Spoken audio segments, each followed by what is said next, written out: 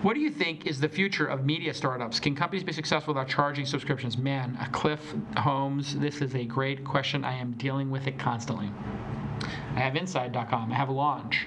Launch Ticker is a paid product. There's about 1,000 people almost paying $100 a year for it. Launch Ticker Pro, I got a dozen people paying $1,000 a year for that. Altogether, that makes like $125,000. I probably spend about that much on the product. And I'm trying to make that paid thing work. The information is doing a great job of making the paid thing work. Paid can work. So I do think that for journalists in verticals that are, B2B, for sure, people will pay. But then you look at like consumer content and you look at what happened with news. Consumers today look at news as entertainment, especially millennials. That's why Snapchat's doing it right. These information programs they do, and quick looped videos, and not a lot of copy, and Business Insider and Huffington Post and BuzzFeed. It's just all super entertaining. And when you click the headline and see the result, it's almost like some little game, a little dopamine rush, right? You click a headline, it doesn't make sense, it might not be factually correct. You click it, you get a payoff. For an old school journalist like me, a lot of this stuff is kind of heartbreaking.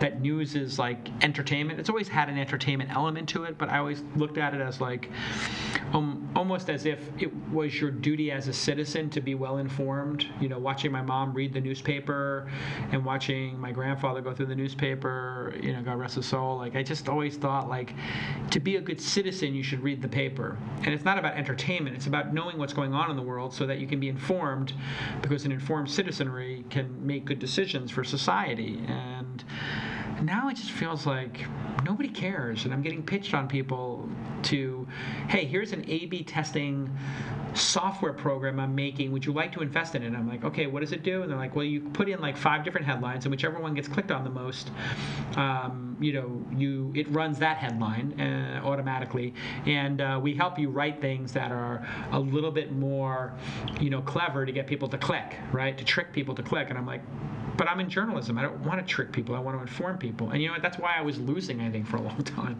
I think that's why I think Circle lost. You just can't compete unless it's not entertaining. So I'm really thinking about with our verticals like Inside Drones and Inside Cannabis, and, if we do like an Inside Star Wars or Inside GoPro or Inside Marvel Comics or something like that, like how entertaining can we make it and then still be informative and not lie? But I do think you need to be really entertaining today. And then the other thing that's happened is, advertisers can just tag you on Facebook, or like let's say you read Engadget, they could tag you on Engadget, and then they can retarget you across the entire internet now. So publishers, for some stupid reason, decided to let all their readers be tagged, and then you can follow them around the internet, onto Facebook, onto Twitter, onto everything, Google's ad network.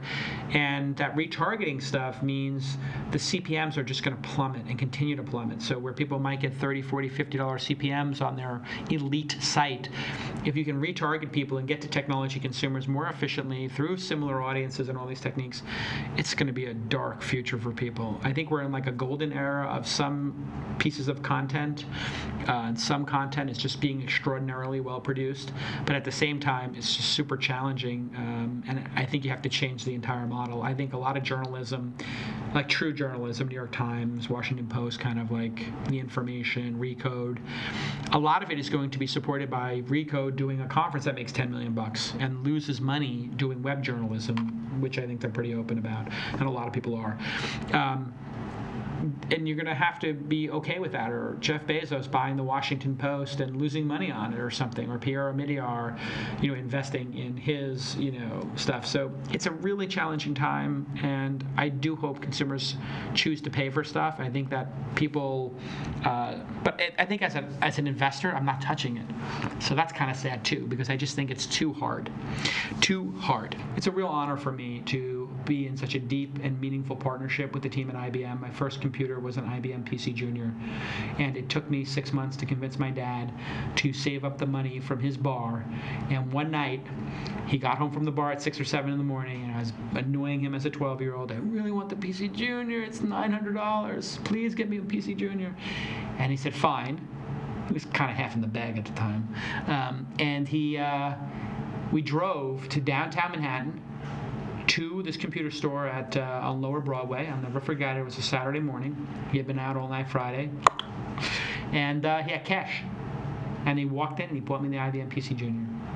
And it was the greatest computer. It started me on my journey. And now, wow, it's like 30 years later, and I'm in a deep partnership with IBM. I can pinch myself. Like, it's really just super great to have the recognition of a world-class company like IBM who cares just as much as I do and my team does about supporting founders. So SmartCamp 2015, SmartCamp 2015, smartcamp2015.com. If you're a fan of the show and you appreciate all the work we do at Launch Festival, please go to your local SmartCamp 2015 and encourage entrepreneurs to go to it. And then, of course, you're all my guest, and you're the guest of IBM and Launch at Scale and at the Launch Festival. Couldn't do it without their support, and it's just such a great partnership, and it's just beginning. So thanks again to our friends at IBM, and we'll see you next time on a special Ask Jason episode.